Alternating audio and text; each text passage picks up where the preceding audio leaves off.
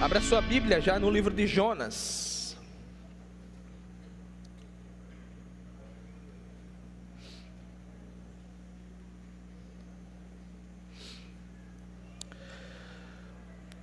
Estamos tendo uma série de pregações aqui na igreja, no livro de Jonas.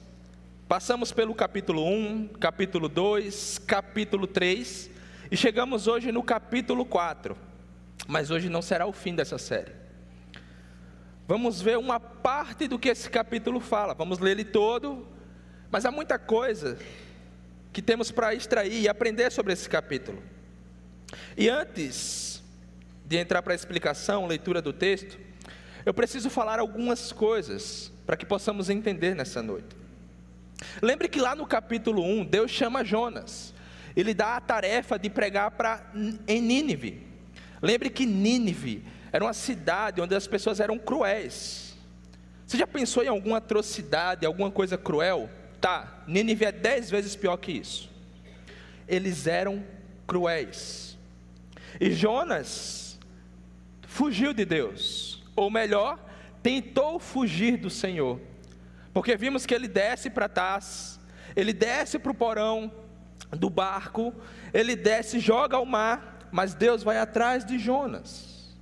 Então que um grande peixe o engole, e vimos a oração de Jonas, religiosidade e oração, até que quando Jonas reconhece que a salvação vem unicamente do Senhor, o peixe cospe de fora, e agora Jonas chega até Nínive, prega um sermão, um pouco de maneira singela que ruim, 5 palavras apenas, nada de graça, nada de misericórdia. Jonas simplesmente disse que Deus vai destruir Nínive em 40 dias. Somente isso. Para surpresa de Jonas, Nínive, toda a cidade, proclamam um jejum. Eles começam a se arrepender. Imagine, toda a cidade. Vamos ver no capítulo 4 que Deus fala que é mais ou menos 120 mil pessoas. Naquela época, isso era uma das cidades maiores que existia. Seria mais ou menos, a nível de proporção hoje, um tamanho de uma São Paulo, talvez. Imagine isso, uma cidade enorme. Nínive ouviu a mensagem dura sobre a ira de Deus, mas também provaram da misericórdia do Senhor. Da misericórdia do Senhor. Jonas era para ser conhecido dessa maneira. Não como o grande peixe que engole o profeta, porque é assim que ouvimos. Ou quando se fala em Jonas, o que é que você primeiro pensa? Geralmente é isso. Mas ele era para ser conhecido como um homem que pregou e houve a maior conversão da história. Era dessa maneira que Jonas era para ser conhecido. E qualquer pessoa lendo essa história de Jonas, terminando o capítulo 3, vendo o arrependimento de Nínive, e termina no versículo 10, poderia pensar, poderia terminar aqui. O profeta pregou, a cidade se arrependeu, glória a Deus. Talvez se acrescentasse mais um versículo, colocasse o versículo 11º ali, o versículo de número 11, simplesmente dizendo que Jonas voltou para sua terra feliz e contente, porque aquela cidade converteu. Mas não é isso que acontece. Não tem esse versículo 11, se você está procurando, só falei para ilustrar, porque não é isso que acontece. Do capítulo 3 para o capítulo 4, acontece uma mudança drástica, poucas vezes relatada na Bíblia, mas então vamos conseguir ver o real motivo de Jonas ter fugido, Vamos ver que Jonas fugiu, não porque ele temia o fracasso da sua pregação, mas porque ele temia o sucesso dela. Ele não queria que aquele povo se convertesse. Era isso que Jonas queria. Se tivéssemos diante de Jonas, poderíamos perguntar, mas Jonas, por que isso? Por que isso? Por que isso? Deus salvou os ninivitas, você pregou, Deus derramou da sua misericórdia. por que você está agindo dessa maneira? Vamos ver isso no capítulo 4. Por quê? Perguntaríamos isso a ele. Mas podemos olhar e ver ele mesmo falando o real motivo que fez ele agir dessa maneira. Em Jonas capítulo 2, no versículo 8, vai projetar aqui atrás. Jonas vai dizer assim: aqueles que acreditam em ídolos inúteis, desprezam o quê? O quê? A misericórdia. Eu te pergunto, o que Jonas está fazendo? O que ele está fazendo olhando para Nínive se arrepender? Olhando o que Deus está fazendo com ele, o que ele está fazendo? Desprezando a misericórdia. Mas ele responde para a gente, por que ele faz isso? Porque o coração está prostrado diante de ídolos inúteis. De ídolos. E deixe-me te dizer o que é um ídolo. O ídolo é qualquer coisa que você gaste sua imaginação, seu esforço, seu recurso, tudo aquilo que você investe, seu maior tempo. Talvez frases como, sem isso eu não consigo viver, ou aquilo que você não consegue imaginar, desfrutando, vivendo, sem tal coisa. Isso é um ídolo. Isso é um ídolo. E o ídolo, por muitas vezes, pode ser coisas boas, como a carreira na sua profissão, como familiares, como amigos, como bens. Podem ser coisas boas. Seja qualquer coisa que for, que roube a centralidade de Deus. Isso é o ídolo. Já disse certa vez João Calvino que o nosso coração é uma fábrica de produzir ídolos. Porque temos a tendência e conseguimos pegar coisas boas e transformá-las em ídolos. Com Deus conseguimos desfrutar da família, sim, mas o nosso coração caído, conseguimos pegar isso que é bom que Deus nos deu e colocar no lugar do Senhor. E então isso se torna um ídolo. Um ídolo. Mas qual que era o ídolo de Jonas? Vimos que ele despreza a misericórdia, mas qual que era o ídolo dele? 2 Reis é a única passagem no Antigo Testamento que também vai relatar sobre Jonas. E quando você vai estudar a história, você percebe que o rei daquela época, Jeroboão II, era um rei mau diante do Senhor. A nação estava mal diante do Senhor, cheias de ídolo. Eles não atendiam da maneira correta o seu próprio povo. Mas então o que Jonas faz? Critica? Não. Jonas orienta o rei a expandir o seu reino. Jonas sequer se levanta e faz como ele fez com Nínive. 5 palavras apenas para dizer, estão em pecado. Tem 3 aí, né? Mas acrescentaria mais algumas. Jonas não faz isso. Jonas está cego para aquilo que está acontecendo com a nação de Israel. Por isso que provavelmente o que tem tomado o coração de Jonas, esse ídolo falso, é o seu nacionalismo. É a preocupação dele de maneira exacerbada sobre Israel, onde ele depositava força, coragem, o ânimo, o senso de viver, da onde ele não queria sair, aonde ele queria estar, o que o fez ficar cego para o pecado do seu próprio povo. Ele que era um homem de Deus. Jonas, seu ídolo, era a nação de Israel. Por isso, o tema do meu sermão hoje é ídolos e enganos. Vamos ver em 3 pontos como podemos identificar os ídolos que há em nossa vida. Que há em nossa vida. Vamos ver no primeiro ponto que um ídolo, ele exerce o controle no coração e no sentimento. No segundo ponto, que o ídolo, ele redefine verdades e ele distorce a realidade. Por fim, que esse ídolo exerce a centralidade na vida. Vamos ver isso. Eu quero convidar você a ler o texto comigo. Jonas, capítulo 4, vamos ler do verso 1 até o final, até o verso de número 11. Acompanhe comigo o que diz a palavra do Senhor. Jonas, porém, ficou profundamente descontente com isso, e enfureceu-se. Ele orou ao Senhor: Senhor, não foi isso que eu disse ainda quando estava em casa? Foi por isso que eu me apressei em fugir para Tarsis. Eu sabia que tu és Deus misericordioso e compassivo, muito paciente, cheio de amor e que promete castigar, mas depois te arrependes. Agora, Senhor, tira a minha vida, eu imploro, porque para mim é melhor morrer do que viver. O Senhor lhe respondeu: você tem alguma razão para essa fúria? Jonas saiu e sentou-se num lugar a leste da cidade. Ali ele construiu para si um abrigo, sentou-se à sombra e esperou para ver o que aconteceria com a cidade. Então o Senhor Deus fez crescer uma planta sobre Jonas, para dar a ele sombra sobre a sua cabeça e livrá-lo do calor, o que deu uma grande alegria a Jonas. Mas na madrugada do dia seguinte, Deus mandou uma lagarta atacar a planta e ela secou-se.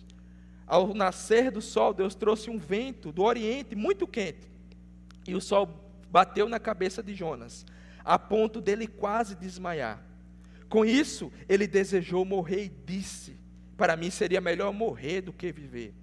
Mas Deus disse para Jonas: você tem alguma razão para estar furioso por causa da planta? Respondeu ele: sim, tenho, e estou furioso ao ponto de querer morrer.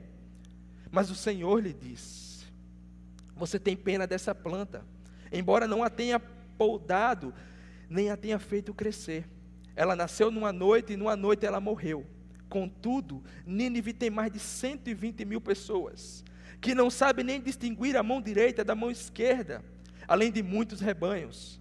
Não deveria eu ter pena dessa grande cidade? Amém. Que Deus possa abençoar a sua palavra. Eu quero chamar a sua atenção para o versículo de número 1. Vamos ver o primeiro ponto: quando o ídolo exerce o controle no coração e no sentimento. Olha o versículo 1 que diz: Jonas, porém, ficou profundamente descontente com isso e enfureceu-se. A palavra usada aqui no versículo 1, profundamente, no hebraico ela quer dizer que, quando Jonas viu aquilo, Jonas julgou que aquilo era mal diante dos seus olhos. Essa palavra é usada no próprio livro de Jonas, lá no capítulo 1. Quando Deus vai até Jonas e diz: olha, o que Nínive fez é mal diante dos meus olhos.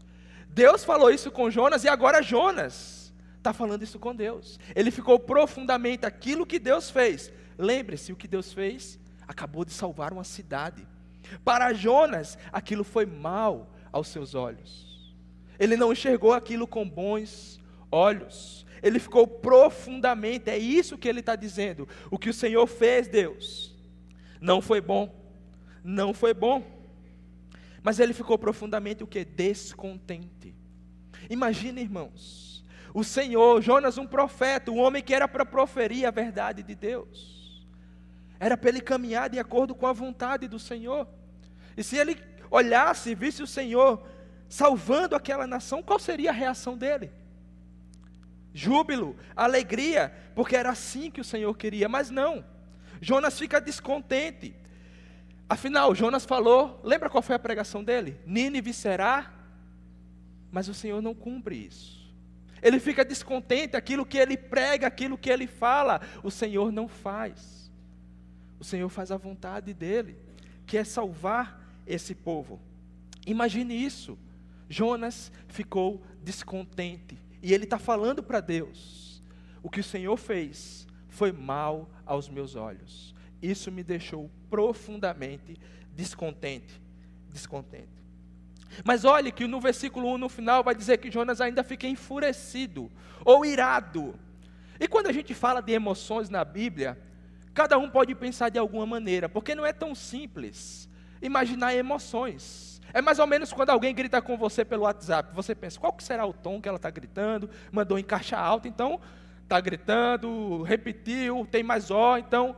Mas imagine o que a palavra está dizendo aqui. Jonas ficou irado, muito irado. Imagine Jonas dando soco, rasgando a sua roupa, chutando o chão, olhando com ira. É mais ou menos essa cena que tem que estar em nossa cabeça. Ele não está sentado, não está lá tranquilo, de boa, não. Ele está descontente, o seu coração está enfurecido. E é assim que ele está diante de Deus, irado. Porque o ídolo já dominou o seu sentimento e o seu coração. Você já viu alguma cena assim de alguém que deseja tal coisa, ou tem tal coisa. Geralmente acontece com criança, né? Quando ela quer e faz birra, e quando você toma dela, qual é a reação? É mais ou menos assim que Jonas está, tá? Fazendo birra, irado, porque o ídolo já dominou o seu coração. Porque o ídolo já dominou o seu coração. Ele estava zangado. Ele olhou para Nínive e julgou que eles não mereciam a misericórdia do Senhor. Afinal, é isso que Deus está fazendo, derramando da sua misericórdia. E você pode pensar, como assim? Jonas não era um profeta do Senhor, era, mas o seu senso de justiça, olhando para Israel e achando que só Israel poderia provar da misericórdia do Senhor. Agora ele está olhando para os pagãos, para uma nação terrível, e está vendo o Senhor derramar da sua graça, da sua misericórdia. O seu senso de justiça não o deixava desfrutar daquilo. Ele estava, como eu falei, descontente e irado. E deixe-me te fazer um alerta. Seus inimigos podem não ser os inimigos de Deus. E seus amigos podem não ser os amigos de Deus. Deixa eu repetir. Seus inimigos, os que você julga serem seus inimigos, podem não ser os inimigos de Deus. E aqueles que você julga ser seus amigos, esses também podem não ser os amigos de Deus. Afinal, Jonas não considerava o povo ninivita como seus amigos. Mas é isso que o texto está nos mostrando. O mundo, para Jonas, girava em torno do seu umbigo, do seu povo, da nação de Israel. E Deus faz de maneira contrária, para mostrar que o coração de Jonas estava totalmente inclinado para esse Deus. Para esse Deus. É isso que podemos ver nesse versículo 1. O ídolo, ele domina o sentimento, o coração. É isso que Jonas expressa logo no primeiro versículo. E deixe-me te fazer algumas perguntas, porque você talvez me diga, olha, mas não tem nenhuma nação querendo invadir o Brasil, ou tem? Até que eu saiba, não. Não tem nenhum povo aí, a não ser os flamenguistas, que a gente deteste tanto. Estou brincando, tá? Uns olharam para mim aqui agora. Não tem. O que mais se aproxima disso, sabe o que é? Essa pergunta vai te ajudar. Quem você julga não merecer a misericórdia do Senhor? Quem você julga não merecer a misericórdia do Senhor? Deixa-me te ajudar mais. Sabe o político que você é contra? Sabe aquele que você é contra? Você já imaginou ele rendido aos pés do Senhor? Você já imaginou isso? Já imaginou? Ou para você ele não merece? Não, esse não. Ele não merece a misericórdia do Senhor. Talvez um grupo, uma nação que você olha e diga, essa daqui não. Essa daqui não. Esse povo não merece. Talvez dentro da nossa sociedade, tantas ideologias como o pessoal adepto do LGBT, esses que já professam isso, e você possa olhar e dizer, esse povo aqui, não. Esse povo não. Tem algum povo que você julga não merecer a misericórdia do Senhor? Talvez algum familiar. Sabe aquele primo que você cresce e faz tudo de errado com ele? Você diz, eu sei o que ele fazia de errado, porque eu fazia também. Esse aí, ó, não tem jeito. A pergunta que eu estou fazendo é, quem você detestaria ver aos pés do Senhor? Imagina esse nome, e se ao pensar nesse nome você ficar descontente e ficar irado, cuidado, porque lembre o que Jonas falou, o que acredita em ídolos, aqueles que acreditam em ídolos inúteis, o que eles fazem? Desprezam a misericórdia do Senhor, desprezam a misericórdia do Senhor. É isso que Jonas está fazendo, desprezando, para ele não julgava que esse povo merecia. E como eu falei, você sabe quem, você sabe. Mas vamos olhar para o segundo ponto, onde o ídolo, quando ele já domina o sentimento, o coração, agora ele começa a redefinir verdades, a distorcer a realidade. Olhe comigo o versículo de número 2, diz assim, ele orou ao Senhor, Senhor, não foi isso que eu disse quando ainda estava em casa? Foi por isso que eu me apressei em fugir para Tarsis. Eu sabia que és Deus misericordioso e compassivo, e muito paciente, cheio de amor, que promete te castigar, mas depois te arrependes. Eu não vou explicar aqui a ideia de Deus se arrepender, porque o pastor Leonardo já explicou, então você pode olhar lá no YouTube e ver. Mas Jonas orou, e antes de entender essa oração, Precisamos entender o contexto, estamos vendo o contexto. Olha como Jonas está. Qual é o sentimento dele? É de alegria? Porque afinal, Nínive agora está se arrependendo. Imagine como seria uma oração do profeta, como eu falei, de alegria, de júbilo, ao ver a graça e a misericórdia de Deus derramada. Mas acabamos de ver que não, ele está descontente. Não só isso, mas profundamente. Aquilo que Deus fez era mal diante dos seus olhos. Jonas está irado com o Senhor. Eu pergunto para você, qual é o tom da oração dele? Você acha que ele está orando num tom de quebrantamento? Num tom de amizade com o Senhor? De alegria com o Senhor? Você acha que o tom da oração dele é esse? Não. É óbvio que não. É daqui, meus irmãos, que surge, sabe aquele meme? Eu falei, que chega a encher a boca, você diz, não faz, não faz, não faz. Aí quando dá errado, você, peraí, eu falei para você. É daqui que surge. E é interessante olhar, porque o texto que Jonas usa é Êxodo, de número 34, do 6 ao 7, vai ser projetado aqui. É isso que Jonas faz, mas Jonas, de maneira proposital, ele omite o final desse texto. Olha o que tem no final dele. Lá em Êxodo 34, do 6 ao 7, vai dizer que Deus, Ele é bom, Ele é misericordioso, mas o que é que Deus faz? Pode passar aí, Ron. Ele, contudo, não deixa de quê? De punir o pecado. Jonas não fala isso aqui. Ele não fala que Deus não vai deixar o pecado impune. Porque ele está olhando para Deus e dizendo, o Senhor é muito bonzinho. Eu falei ainda quando estava lá em Tarsis. Eu falei para você que o Senhor ia acabar perdoando esse povo. Eu não disse para você? E assim aconteceu. O tom de Jonas diante de Deus é de ironia. É de ironia. Ele pegou uma verdade, que é aquilo Deus se revelando para Israel. O que é que ele faz? Ele redefine isso. Ele está usando contra o próprio Deus a palavra do Senhor. Aquilo que Deus falou, a maneira como Deus se revelou para Israel. Ele está usando isso contra o Senhor. Há 2 vezes que acontece isso na Bíblia, porque isso é grave. Lá no Éden, quando a serpente chega e fala, foi isso mesmo que o Senhor disse? Tem certeza que não dá para mudar alguma coisa? Com Jesus também, lá no deserto, quando o diabo está tentando ele, pergunta, não está escrito assim na palavra do Senhor? É a ideia de redefinir as verdades. Tome cuidado com o que você fala e professa dizer, a palavra do Senhor diz. Temos que ter muito cuidado com isso, para não correr o mesmo risco de Jonas. Afinal, não é isso que tem pregado-se? Não é isso que as pessoas estão fazendo? Olham para uma verdade bíblica que é Deus ser bom e distorcem ela, explicam um Deus que não é bíblico, mas o nosso Deus é bom. Falam que Deus é amor e explicam de maneira totalmente equivocada, mas o nosso Deus é amor. Isso é quando o ídolo ele começa a redefinir as verdades. Quando ele começa a redefinir as verdades, utiliza da própria palavra do Senhor. Porque quando lemos a Bíblia, se você ler a Bíblia e sair com a ideia, com o sentimento de que Deus te deve algo, você está lendo da maneira errada. A única conclusão que chegamos ao ler as Escrituras, eu vou te falar qual é. É uma só, é que somos maus. Vou repetir, somos maus.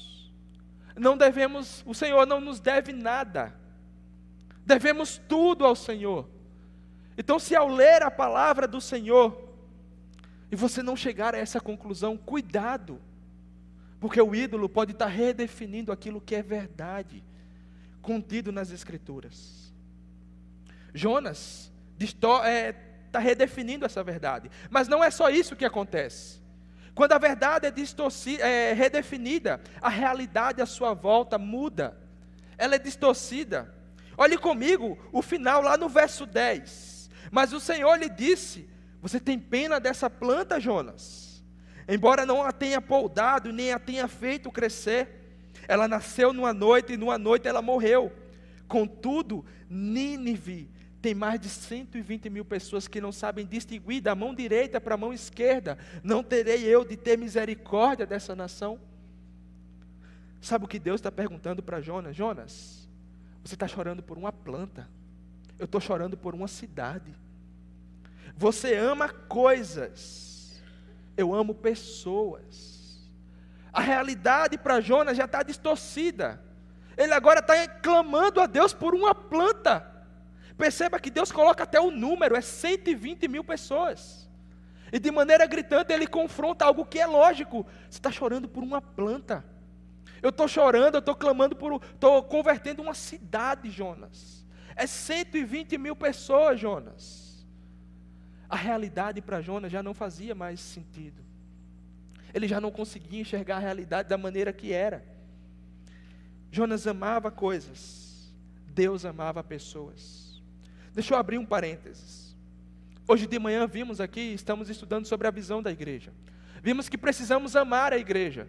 Não vai ser fácil. Não vai ser fácil. Talvez agora você está pensando até no irmão, né? Que nós temos que amar esse irmão. Mas lembre-se que o pastor Leonardo falou que é difícil amar, as pessoas nos amar. Mas essa é a verdade.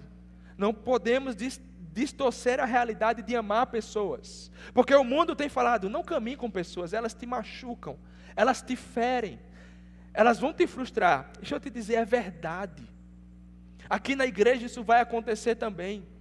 Alguns vão pisar no seu calo, mas é nesse ambiente que a misericórdia de Deus se manifesta. Não podemos distorcer a realidade como Jonas, amar coisas ao invés das pessoas, porque o Senhor ama pessoas. Ama pessoas. Para Jonas, ele redefiniu a verdade. Não só isso, a realidade já estava distorcida à sua volta. E eu quero fazer algumas perguntas, mas a minha ideia ao te perguntar é que só sendo um sinal de alerta. Você não precisa responder nem cutucar aí quem está do seu lado, está dizendo, eu não falei? Não faz isso, por favor, tá? Não faz isso. É um sinal de alerta. Você tenta achar solução ou justificativa para o seu pecado na palavra de Deus? Deixa-me te explicar. Talvez você olhe e diga, Davi pecou, porque eu não posso. Jesus é Jesus, eu não sou ele. Você tenta achar justificativa assim? Achar uma solução olhando, mas isso aqui não sei se é para mim não. Isso foi naquela época que Paulo falou, não é para mim. Não cutuca ninguém, isso é só para você pensar. Você relativiza a verdade quando ela atinge o seu ego. Sabe alguém que é irado e quando a pessoa chega e diz, a palavra de Deus diz que não é para você pecar na ira. Você relativiza e diz, isso não é para mim. Não é bem assim que está dizendo lá. Talvez tenha outras interpretações. Você desconsidera quando você escuta um confrontamento. Ou talvez quando o pastor está pregando aqui e você diz, aquela pessoa deveria estar ouvindo isso. Eu não, aquela deveria. Olha assim, nossa, esse irmão faltou no culto, amanhã eu vou mandar o link do YouTube para ele, porque ele precisa assistir esse culto. Você desconsidera quando o confronto é para você. Você nunca se examina e sempre fica pensando no outro. Isso acontece com você? A palavra de Deus não te confronta. Ao lê-la, ela não te confronta. Quando você passa pelos momentos de confronto, você diz, não, essa parte aqui eu vou deixar para outra, porque minha parte é aqui, o Senhor é o meu pastor. Ou quando ela está falando do seu pecado, quando você está lendo no seu devocional e fala de pecado, ela não te confronta. Lembre-se, isso é para acender uma luz de alerta. Pense, porque isso é redefinir as verdades. Deixa eu te fazer mais algumas, mas sobre distorcer a realidade. Quantas pessoas há em Foz do Iguaçu que ainda não conhecem o Senhor? Essa foi a pergunta que mais mexeu comigo durante a semana. Quantas pessoas que ainda há em Foz do Iguaçu que não conhecem o Senhor? Quantas etnias temos aqui na cidade? E que parece que o fato de ter isso se tornou um ídolo. Por quê? Porque isso não mexe com você. Não mexe com você o fato de você caminhar na rua ver tantas etnias, tanta gente em Foz do Iguaçu, e saber que eles ainda não provaram da misericórdia do Senhor? Será que isso não mexe com você? A compaixão, Deus precisa fazer como Jonas, fazer crescer uma planta sobre a sua cabeça, no sol de Foz do Iguaçu, que não é difícil. Depois que a planta foi embora, você vai reclamar, para que você entenda que o Senhor ama pessoas e não coisas. Será que vai ter que ser assim? Que a realidade está tão distorcida, que ao passar no semáforo e ver uma criança pedindo comida, isso não mexe conosco, isso não mexe com você? Ver o número de desempregados, pessoas morrendo, sem conhecer o Senhor, isso não mexe com você? Isso não mexe com você? Ou você está mais preocupado, talvez, com a sua carreira profissional? Não estou dizendo que você não tem que se preocupar. Tem, mas o que é que você se preocupa mais? Com ela ou com pessoas? Com os seus bens ou com pessoas? Com a sua conta na poupança ou com pessoas? Isso é para acender um alerta na minha e na sua vida. Porque é isso que o Senhor está fazendo com Jonas. Jonas, eu amo pessoas. Você está amando coisas. Está amando coisas. Para Jonas, ele redefiniu a verdade. A realidade à sua volta já estava toda distorcida. Já estava distorcida. Vamos caminhar para o terceiro ponto. E vamos ver que Jonas, de fato, está acreditando em ídolos inúteis, porque a todo momento ele não aproveita e ele está desprezando a misericórdia do Senhor. E vamos olhar para o último ponto, onde o ídolo exerce a centralidade na vida. E parece que a vida de Jonas sempre foi assim, só ladeira abaixo. Lembra quando ele desce para Tarsis? Ele desce para o porão e depois ele desce para o fundo do oceano? Agora a impressão que eu tenho é que estamos descendo no coração de Jonas. Parece que estamos passando por camadas. Vimos o seu sentimento, a verdade, aquilo que ele acreditava, a realidade à sua volta. E vamos chegar num lugar mais profundo do que o oceano que ele desceu. Que é no seu coração. Que é no seu coração. No seu coração. Olhe comigo o versículo de número 3, por favor. Jonas diante do Senhor vai fazer um pedido e diz assim: agora, Senhor, tira a minha vida. Ele não só fala isso, ele diz: eu imploro, porque para mim é melhor morrer do que viver. Agora, Senhor, tira a minha vida. Ele acrescenta: eu imploro, porque para mim, Senhor, é melhor morrer do que viver. Eu diria que esse é o desfecho da idolatria. É quando aqui Jonas podemos ver que ele já perdeu o sentido da vida, o propósito da vida. Lembre quem Jonas era: filho de Amitai, profeta do Senhor, homem selecionado por Deus para ser a sua voz, mas um homem com o coração totalmente inclinado para o ídolo. E quando o seu ídolo é ameaçado, porque ao olhar para Nínive e ver ela sendo preservada, ele lembra de Israel. E provavelmente ele ficou, como vimos, provavelmente ele ficou enfurecido. E quando o ídolo ele é ameaçado, quando ele tem a possibilidade de ser destronado, muitas vezes esse é o desfecho. A perca do propósito, a perca do sentido da vida. É quando surgem palavras como: sem isso agora eu não consigo viver, eu prefiro morrer. É isso que Jonas está fazendo. É isso que Jonas está fazendo. Por isso que Jonas pede para morrer. Porque para ele, o sentido da vida era Israel, a nação dele, o povo dele, ver eles desfrutando da misericórdia e não outros. Para Jonas era isso. Esse é o último estágio da idolatria. É quando o sentido da vida já não é Deus, mas é o ídolo, Será que temos alguma coisa que podemos dizer: sem isso eu não posso viver? E lembre-se que o ídolo ele pode ser coisas boas. Sabe o que é difícil? É porque geralmente as coisas boas Deus nos dá. É o Senhor quem nos dá. Mas temos a capacidade, como eu falei, de transformar isso no ídolo. Esse é o desfecho, é quando o ídolo já toma conta, já é o centro da vida de Jonas. E a pergunta, quando eu caminhava para o final desse sermão que eu fazia, é como se quebra um ídolo? Porque quando pensamos em idolatria, talvez pensamos em estátuas feitas por mãos humanas.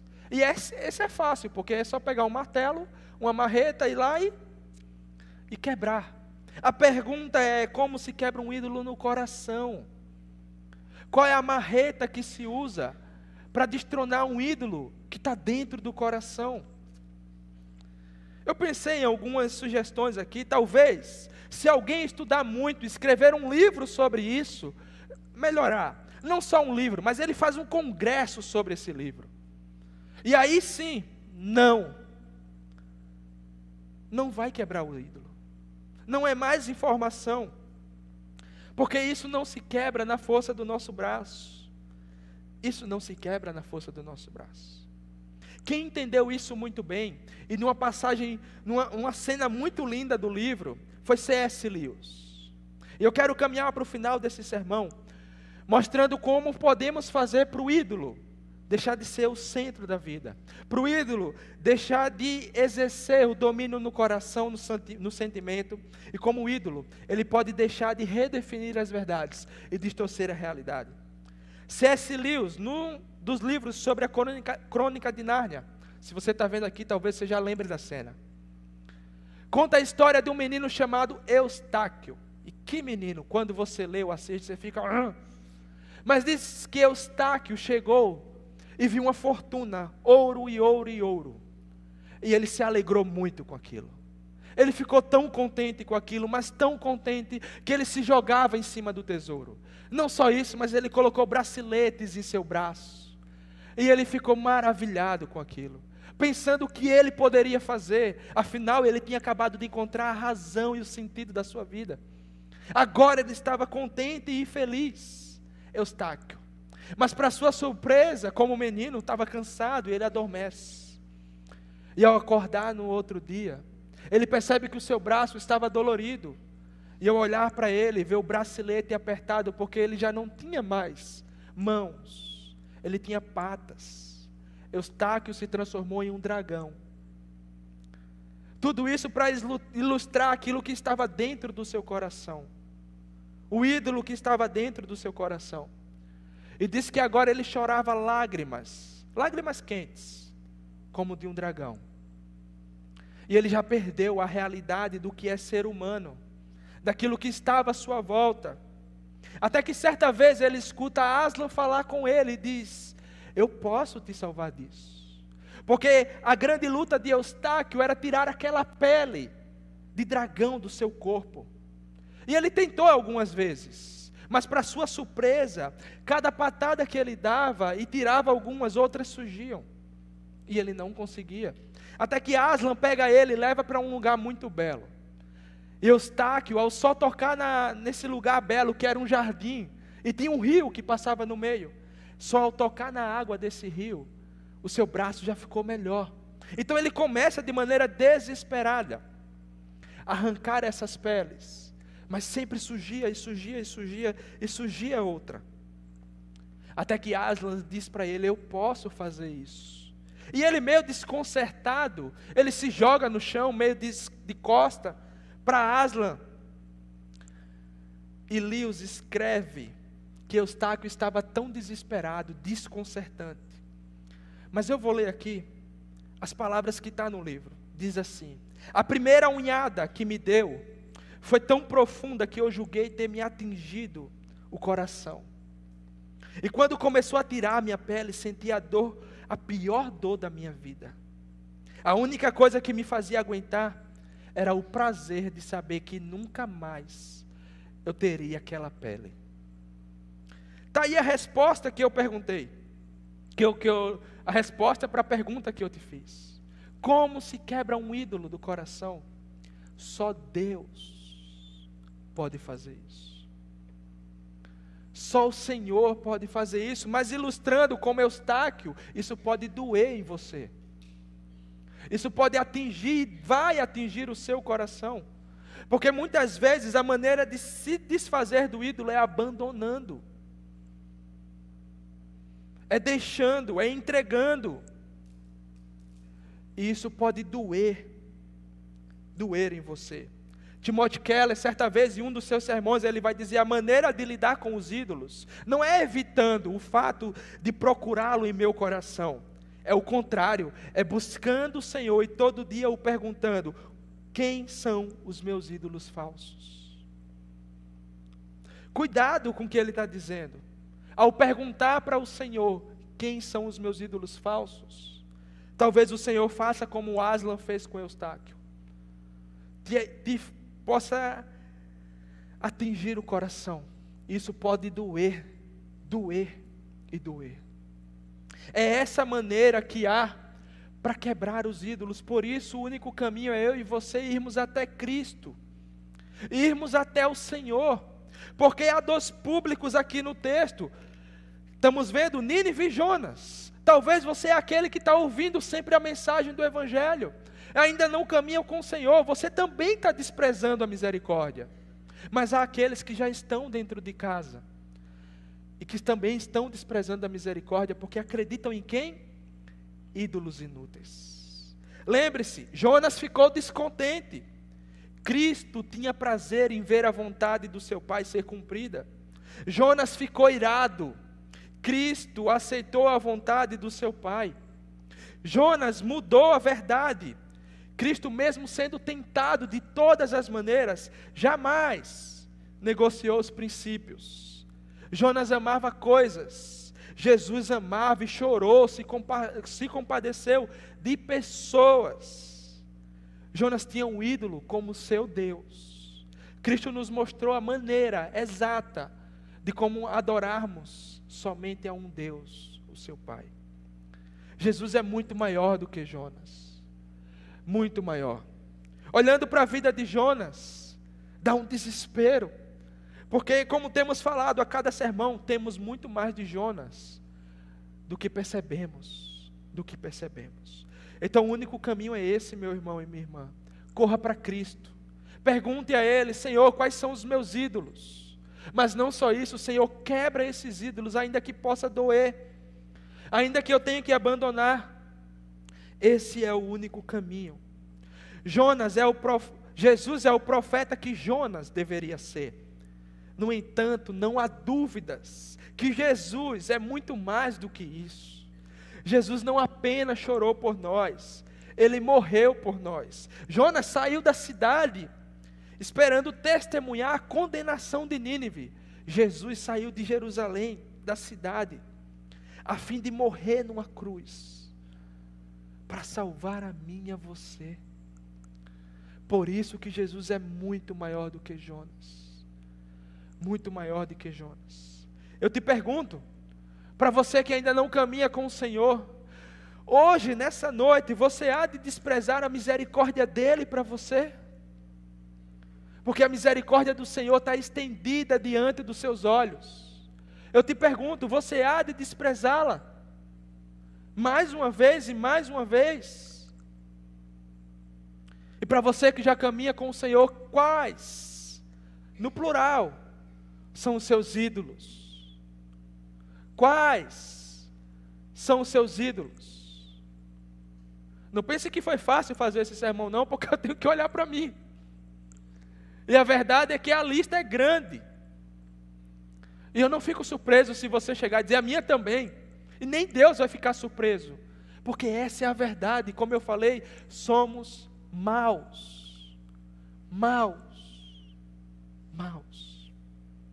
Eu quero convidar você nessa noite para orar. Mas como eu falei, peça primeiro talvez ao Senhor coragem para orar. Porque se o ídolo for exposto a você, Ele pode pedir isso. Ele pode quebrar isso. Mas lembre-se de Eustáquio, ao ser livre, ele já voltou a ser um menino e ele encontrou de fato a verdadeira alegria. Então feche os seus olhos E ore, peça isso ao Senhor. Que o Senhor sonde o seu coração. E para você que ainda não caminha com o Senhor, lembre-se, clame pela misericórdia do Senhor nessa noite. Clame.